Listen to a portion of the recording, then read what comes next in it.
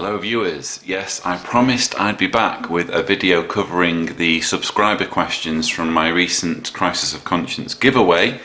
So here is that video. In fact, I'm going to do it in two videos because I had so many questions and I decided to compile all the questions I'd be answering, and it ended up being, I think, 43 questions in total. So I thought, well, that's probably going to be two videos worth of questions, so I'll do one video now and then the next video will be the second part of the questions.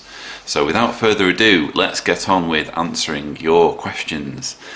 I'm not going to read out any names, by the way, because I just don't want to risk getting anyone in trouble. Okay, so first question: what's the best way to wake up family members that are still active Jehovah's Witnesses? Now, as you might imagine, I get asked this question an awful lot, and it's also a question I brought up in my interview video with Stephen Hassan. If you go on my channel page and look at the interview section, you should see there my video with Stephen Hassan. And yeah, I can understand why that would be such a pressing question, because you know, your friends and family, your parents, your brothers, your sisters are the ones you care about most deeply, and it would be nice if there could be a magic bullet that would wake them up in all instances. But I think, you know, everyone realizes that that's not going to happen. There is no magic bullet. If there were, you know, I wouldn't really need to make all these videos or write all these articles, would I? Because everyone would have access to this wonderful cure for cult indoctrination. But cult indoctrination is extremely pervasive and stays with you, I would argue, for the rest of your life in some form. So just switching it off in someone, or at least making them aware of it, is a really big challenge. And the only thing that has personally worked for me in waking up my wife, I spoke about it a little bit before, is the contrasting or comparing cults technique, which I've done a video on. So Jehovah's Witnesses are programmed to criticize other religions, and you can exploit that against Watchtower. So you can exploit that to your advantage if you are able to, in a completely non-confrontational way, say to your loved one, oh, I saw a really interesting documentary on the Westboro Baptist Church, or I saw a really interesting documentary on Scientology, and sit down with them and show them the two brilliant documentaries by Louis Theroux on the Westboro Baptist Church. I think one's called The Most Hated Family in America, and the follow-up is called America's Most Hated Family in Crisis.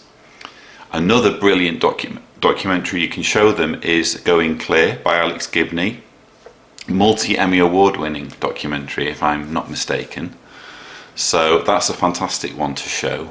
And also on YouTube you can watch a documentary called Meet the Mormons, which is I think it was filmed for Channel 4 in the UK, but it follows a Mormon missionary on his journey. And all of those documentaries, I could probably list more, but those are the real standout ones that really show cults as they operate. And if you're a Jehovah's Witness and you're and you've been brought up with, you know, cult characteristics a part of your life, you can't help but feel a little bit of, shall we say, pain when you're watching those documentaries, because it all, you know, it makes you realize what you've been subjected to. So I think that's a subtle way. I know some people have already tried it and they said it didn't work, but I guess it's extremely subtle, and you just don't know what seeds are planted when you sit down with your loved one and get them to watch that documentary all the way through. You don't know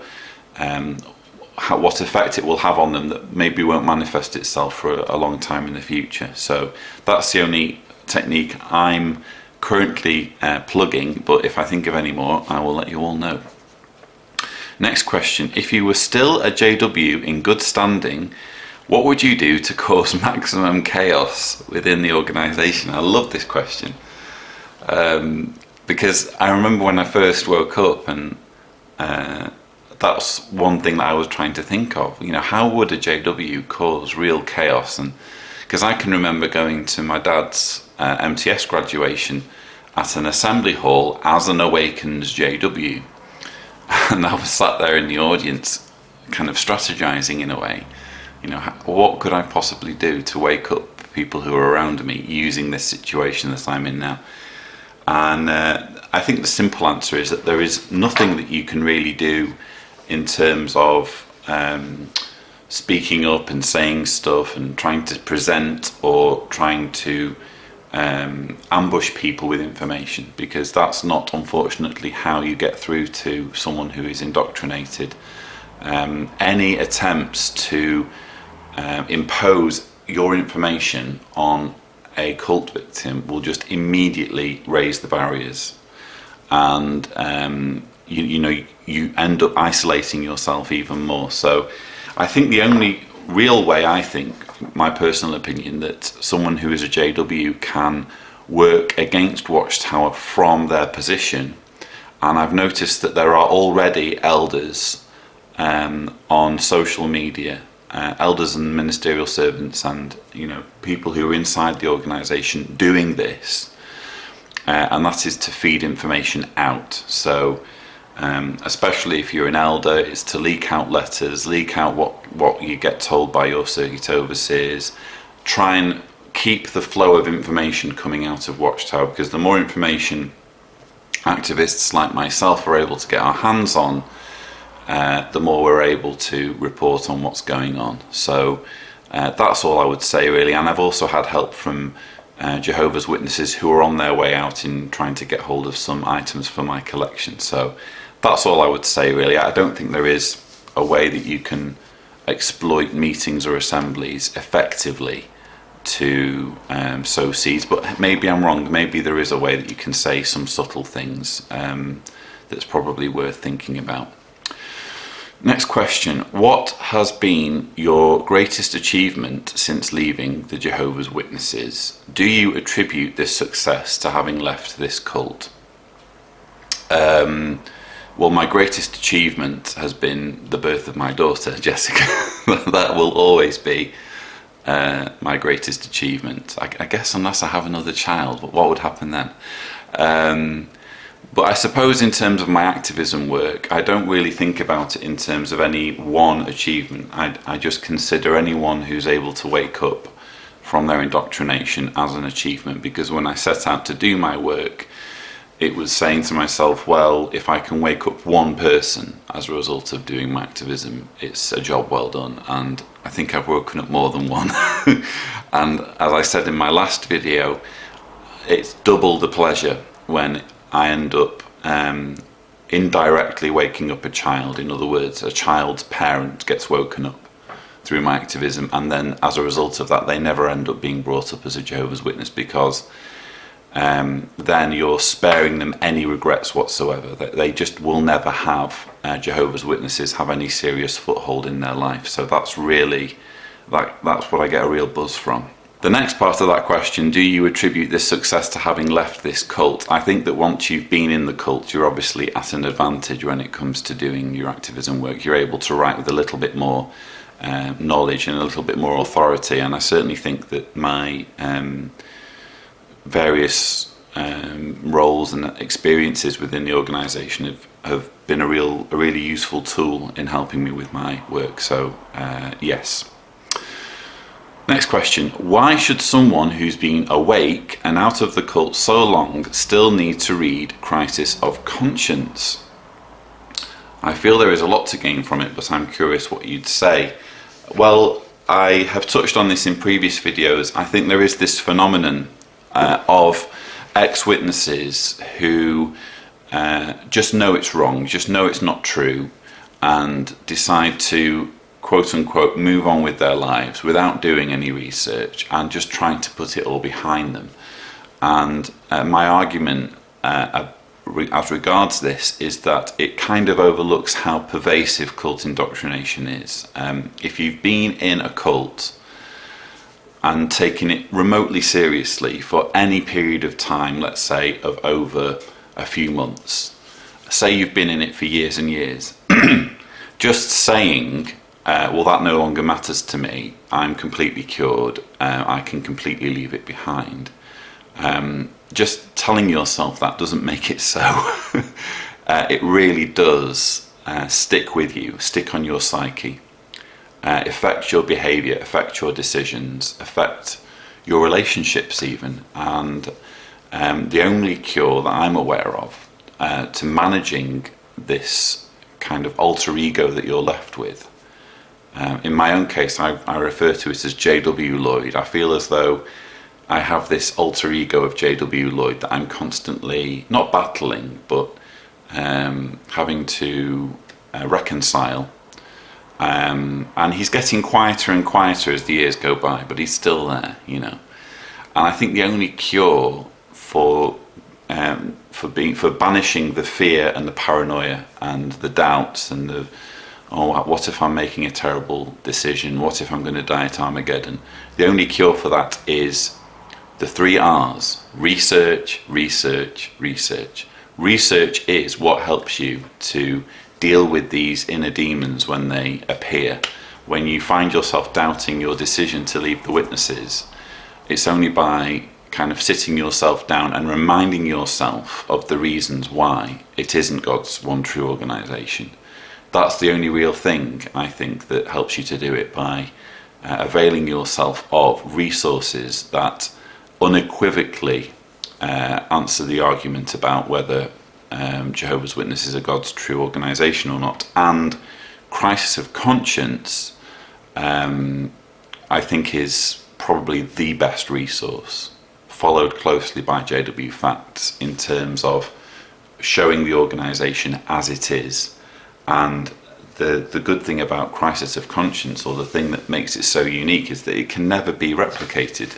You know, unless another governing body member defects who is of the same attitude and character of Ray Franz, which I personally doubt, we're never going to have a repeat of crisis of conscience. So it's absolutely crucial reading. Do you think the GB will ever admit the religion is a fraud? No. No, they won't, because they're completely deluded. Next question. What was your favourite thing you miss about being a Jehovah's Witness? Well, I've touched on this. The thing I most miss about being a Jehovah's Witness no longer exists anyway, and that is the Theocratic Ministry School. So in the recent announcements that were made at the annual meeting, they still have some kind of feature on the meeting where a student reads from the Bible, and they also have demonstrations for the field ministry.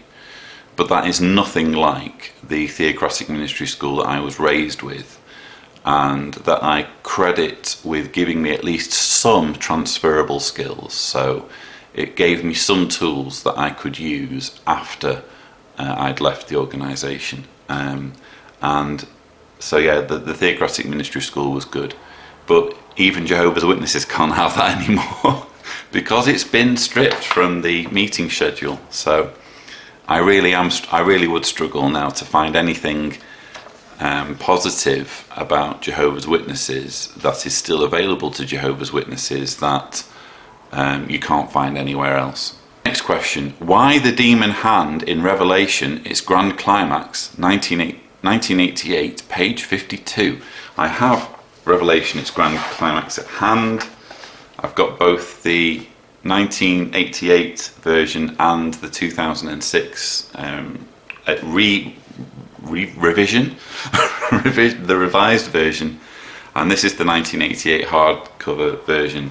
And I looked on page 52 and couldn't find it, but I knew exactly what you were talking about. You were referring to, I think, page 159, where you have this rather psychedelic picture of a giant angel with a rainbow around his head, holding out his hand to John. And if you look very closely at the angel's hand, you can sort of see what looks like a face. Some people have said it looks like the face of a little child. This person's saying a demon. So hopefully my position on subliminal image theory is clear, but if it isn't already clear, I really do genuinely believe that ex-JWs who bang on about subliminal images in the literature are barking up the wrong tree. And if there are things or phenomena in the publications like that, it's purely accidental. The artist did not sit down and think, right, I am going to include a face in this hand. It's just purely the way the folds of the skin fall. Unfortunately, as humans, we are pattern seekers. Pattern seeking is something that served us very well when we were, living in, hunter-gatherers, living in groups and trying to figure out the patterns of the seasons and all that kind of thing. But it's a trait that can sometimes lead us to bark up the wrong tree. And with subliminal images, I honestly consider them accidents. And they serve no purpose. There is, let's say it is a face of a demon or a face of a child. What possible purpose does it serve? And I also think a lot of XJWs who use the term subliminal don't quite understand what subliminal is, because if you know it's there, then it's clearly not subliminal, is it? So that's my position on subliminal images.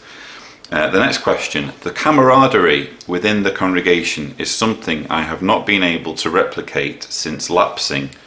Please would you advise me on where, in your recovery, you found a place where you could replicate the feeling of camaraderie? I think that's an excellent question. It's probably worthy of a video in itself, but I'll give it a stab. Getting back your sense of community and your sense of belonging to a group, which is, in my view, kind of a primal, intrinsic desire for humans. We're social creatures. We need to have a feeling of belonging and a feeling of acceptance. Again, it served us well when we were hunter-gatherers. It serves us equally well in the modern age. And getting back that feeling, once you've been in a cult of any kind, not just Jehovah's Witnesses, is extremely challenging. In fact, it's probably one of the most challenging parts of leaving a cult like Jehovah's Witnesses, is getting back or reconstructing that sense of community. And the simple answer is that it takes time. It takes time and it takes effort. You can't just sit at your computer or sit in front of your TV and wait for friends to knock on your door. You actually have to go out and find them.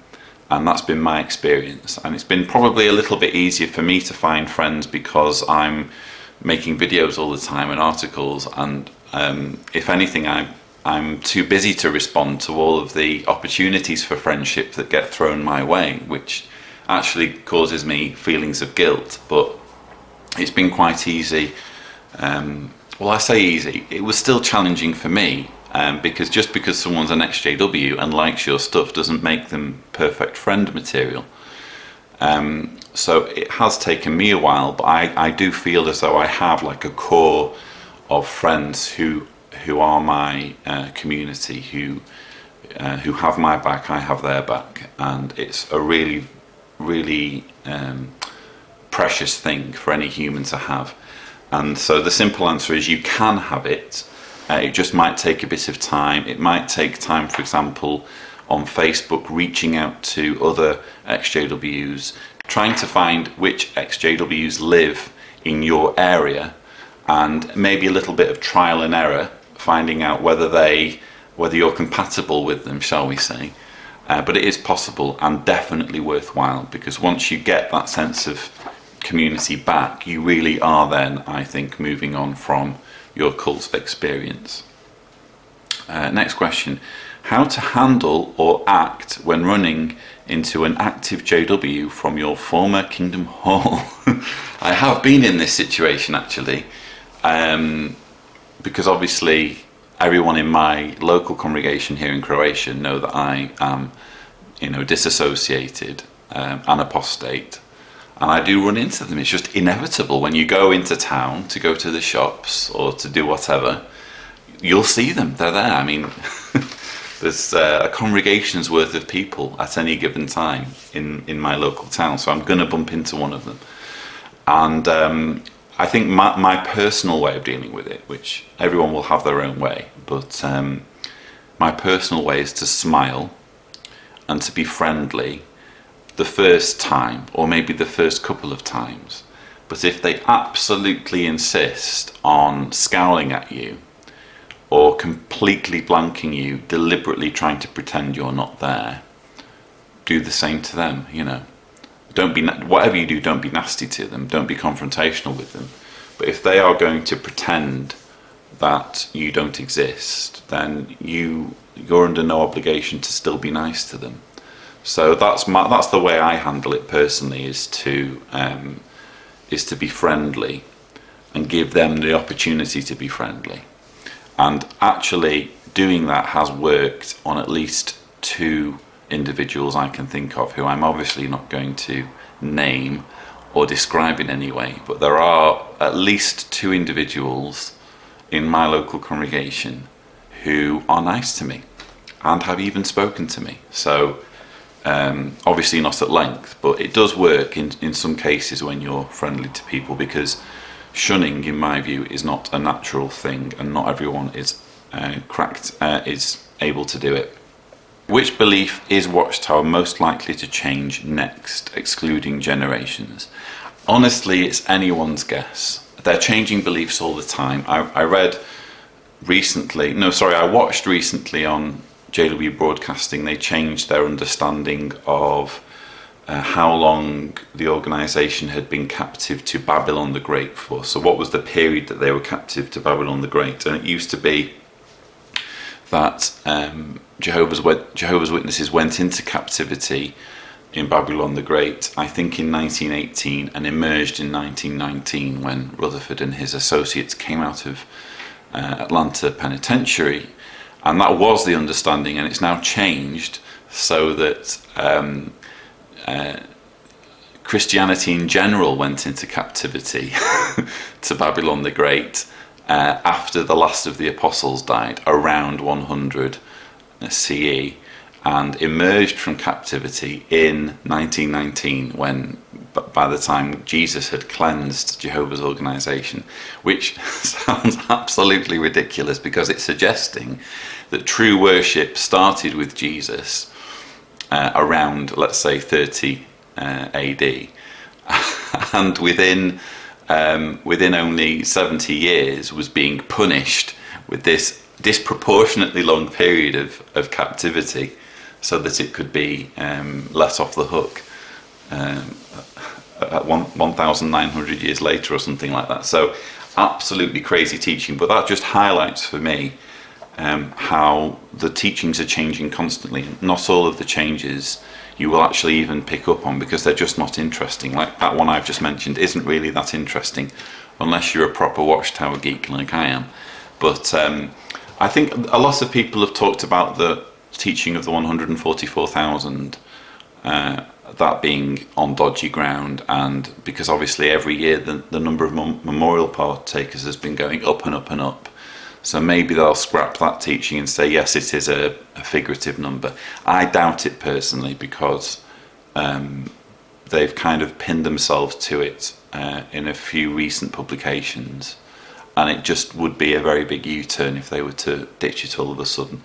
And obviously at some point 1914 is going to have to go the way of the dodo, but again, that's another teaching that they've kind of tied themselves to a bit, especially in the more recent publications like the 2013 Revised Bible and the God's Kingdom Rules book, where they even depict the 1914 teaching in illustrations. So I hope that answers that question. When will your book be ready?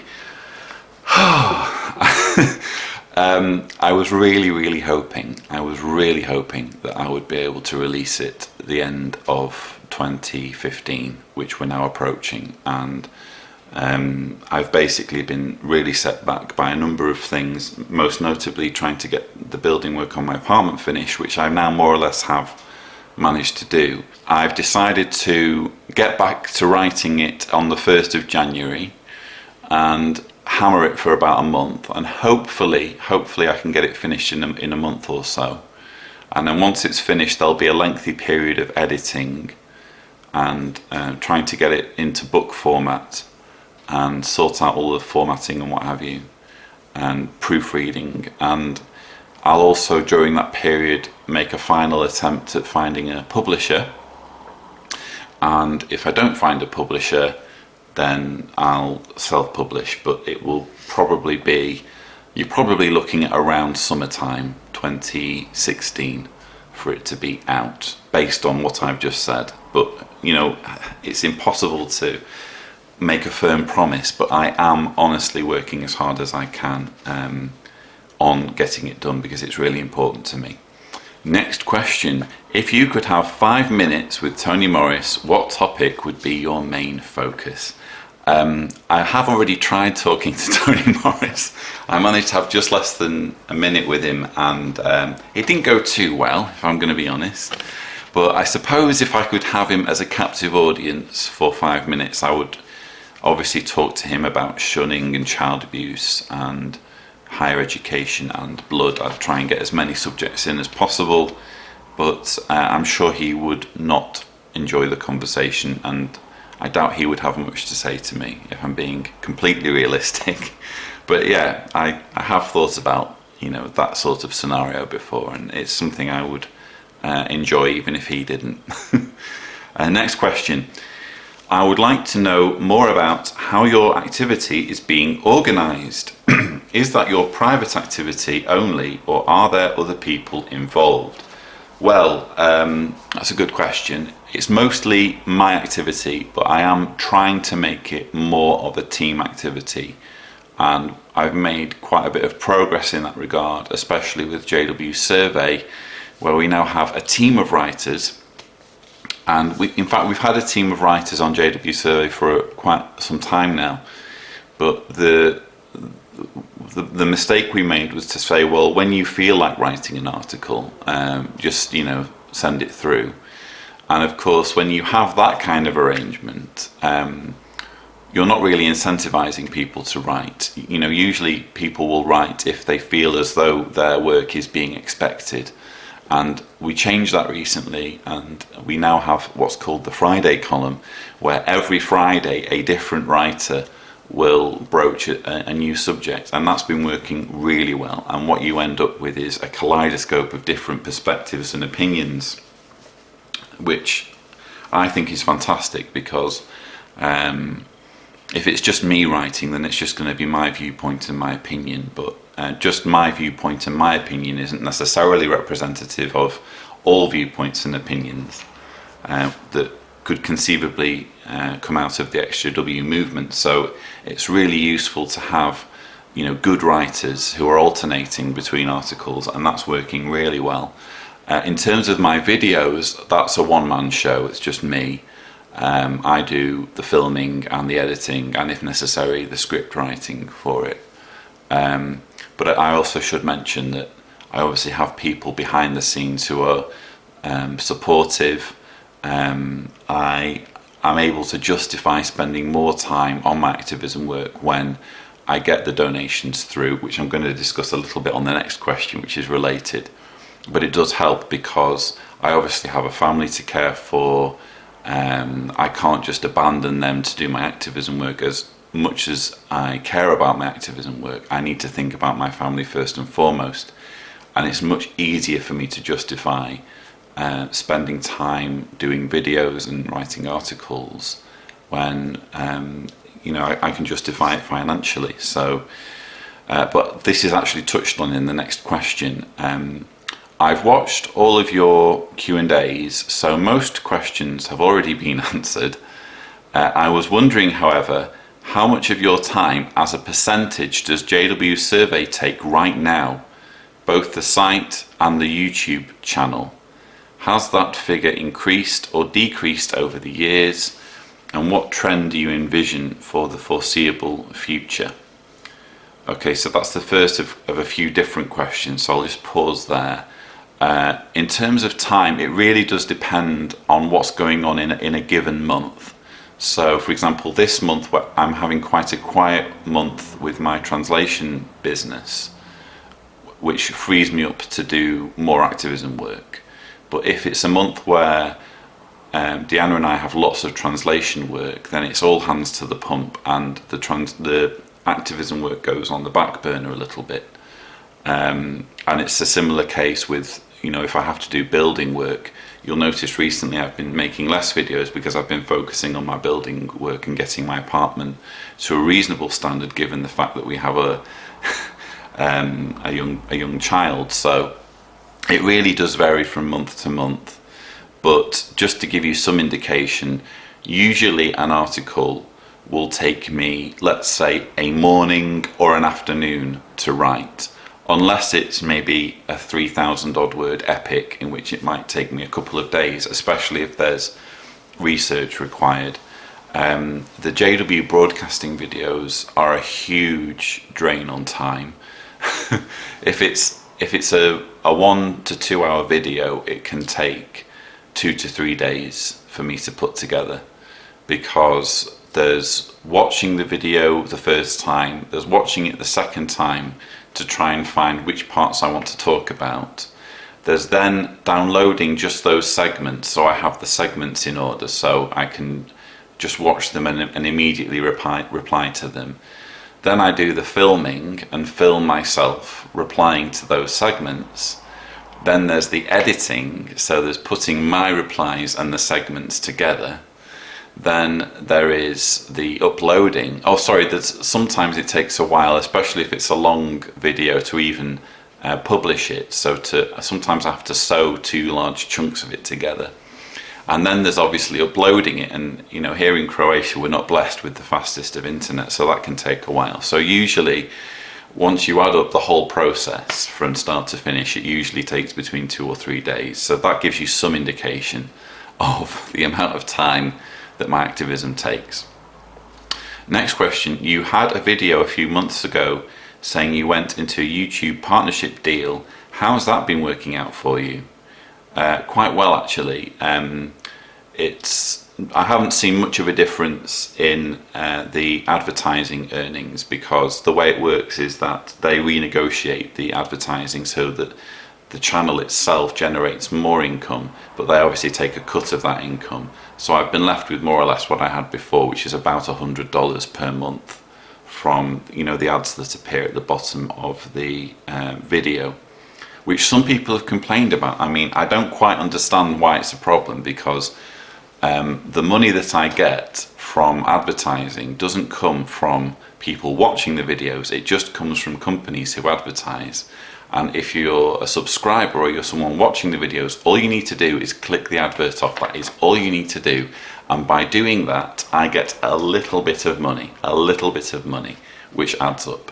So it all helps me, as I said before, justify spending time away from my family, away from earning money from my family, away from spending time watching my child grow up to do my activism work. So it all really does help.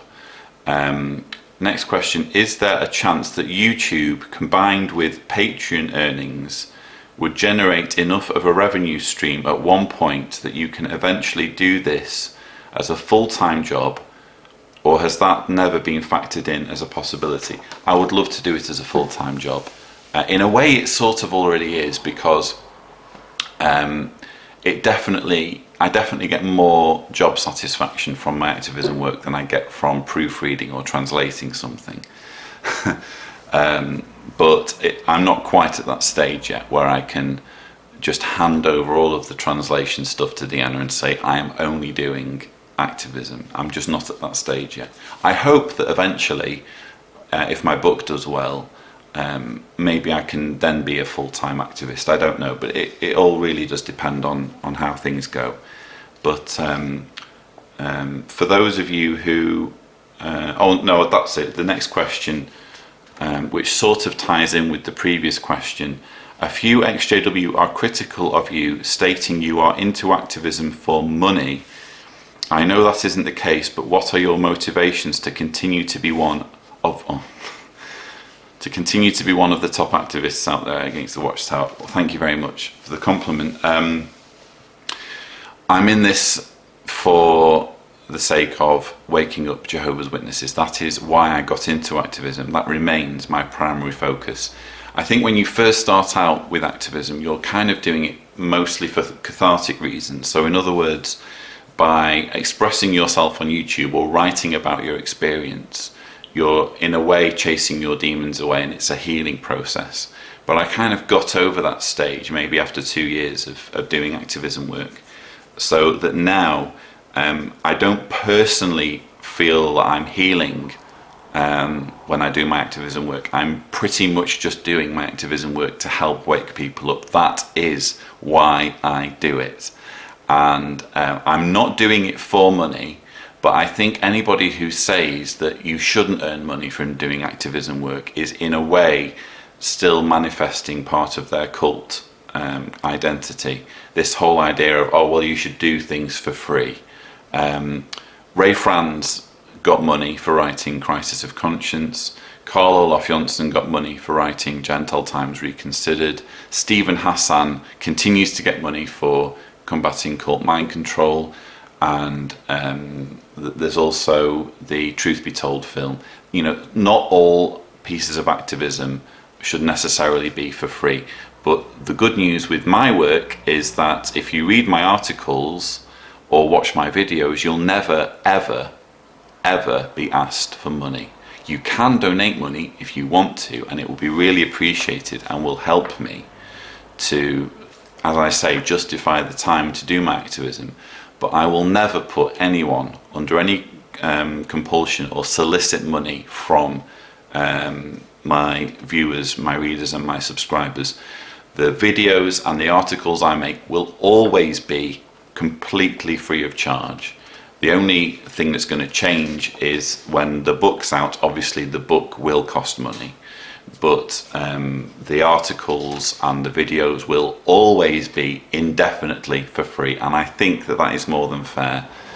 And I think people who complain about the inconvenience of clicking off an advert when that's actually helping to support the channel, as I say, I think in a way they're buying into their cult identity in some way. That's just my opinion. So I hope I've answered that question. Next question: what is the best approach to active Jehovah's Witnesses for outsiders? I think the best approach is, number one, do not do more harm than good. So if you're being called on by a Jehovah's Witness and you're wanting to help them, number one, do not persecute them, do not mock them, do not ridicule them. But just try and ask questions in a way that is designed to help them to think. So I would have a bit of fun saying, if I was being called on, oh right, yeah, that's interesting. I don't have a huge amount of time right now, but you have sparked my curiosity, and what I'll do is, once you've gone, I'll go on Google and see what it has to say about Jehovah's Witnesses. And then watch them squirm. I would have immense fun from just watching them squirm. And they would obviously say, oh, well, we don't advise you to go on Google and blah, blah, blah. And I'd say, oh, well, that's interesting. Can you understand how it might look to me as an outsider if you're telling me that I'm not allowed to go on Google to research your beliefs? And then they might say something like, oh, well, if you're going to find out about any religion, you go to the people who are following it. And I'd say, I don't quite follow that logic, because if I wanted to find out about North Korea, I wouldn't go to Kim Jong-un for information. I'd want objective information. So if I'm researching an organisation like Jehovah's Witnesses, I would be most interested in objective analysis, not just from Jehovah's Witnesses themselves. Hopefully you can understand where I'm coming from. Maybe even that approach would be too confrontational. Maybe I'm being a bit too mischievous. But just, I suppose, anything that kind of gets them to think, you know, how are we coming across here? You know, could it be that we are in fact in a cult, if this is how people are really reacting? Next question: what is your most compelling reason for being an agnostic or an atheist? So for the record, I am an agnostic atheist, which means that I don't dogmatically say there is no God. I just say we can't be sure either way whether there is or isn't a God, but most likely there isn't a God, and in the absence of any evidence for there being a God, it's not necessarily a great idea to insist there is one. So that's my stand, my attitude in summary. And the question asks, what is your most compelling reason? Well, my most compelling reason is that there isn't a single religion that can be objectively proven as true. So in other words, if any religion, from Christianity through Buddhism, through Hinduism, through Islam, could be objectively proven as being true, they would have to teach it in universities and colleges and schools. The reason they don't is because there isn't a single religion whose claims can be proven to be true. So the lack of evidence really is what persuades me to not be religious. Next question, is there any evidence of the Watchtower stalking, harassing or doing harm to those vocal about all of the discrepancies, lies, cover-ups and lawsuits regarding child abuse? Honestly, I don't think that is the case. I don't think Watchtower is paying any real attention to what's going on in the XJW movement. I have had my own brushes with the legal department purely because maybe a witness has called in to Bethel and said, do you realise this elder's letter is available on this website, JW Survey? And I've had a few videos taken down by Watchtower, and I've had 2 copyright complaints in my 4+ years of activism against JW Survey. But I don't think that means that Watchtower is necessarily watching what I'm doing. I think it's just, as I say, witnesses calling in and saying, you need to do something about this. I think it would be detrimental to them if they had a team of brothers whose job it was to spend 5 or 6 days a week reading apostate material. I think their strategy is to just completely stick their head in the sand and not pay attention to what apostates are doing. And in a way, I'm very grateful that that's the case. Because I know that in Scientology, it's a lot easier now, but it was once a nightmare to criticize Scientology. How can XJWs contact you? That's a good question, with great difficulty at the moment, and that's purely because I just only have so much time to reply to things, and I'm getting inundated on a daily basis with not just emails but also private messages on Facebook, comments on YouTube, messages on YouTube, and it's just literally impossible to reply to I would say even the majority of stuff I get through. So I actually have to prioritize and only reply to things that are pressingly urgent. So I do apologize. I'm not proud of that. I feel quite ashamed in a way that I can't be as hands-on and approachable and do the aftercare that my work generates. But it's just the way it is, unfortunately, and I hope people will understand that, when you've only got so many hours in the day, it's just impossible to reply to everything that gets sent your way.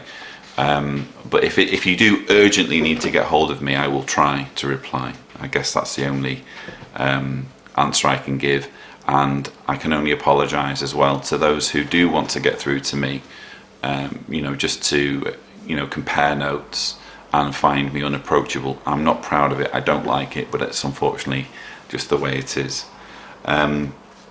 Are JWs part of a New World Order conspiracy?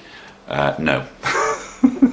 What is the best scenario for you as a result of your videos? I guess what's the best thing I could hope for with my videos? Again, that Jehovah's Witnesses will wake up. That's what I'm aiming for. And finally, for this video, because I'm going to answer the remaining questions in my next video, how are you coping with your JW family members? I can't say too much about them, I'm afraid, because obviously they won't appreciate being talked about by their apostate relative on YouTube. But all I can say is that as of now, things are better than they were. So when I first disassociated, it was just a complete nightmare, and there were tears and lots of turmoil. But I think things are calming down now, as generally happens when you have this huge momentous change in anyone's life, it can be difficult to begin with, and it remains difficult in a way, but at least things settle down with time. I think the old adage, time is a healer, does apply to leaving the Witnesses. It's very, very painful to begin with, as a childbirth is painful, but the end product is infinitely better than you ended up with to begin with.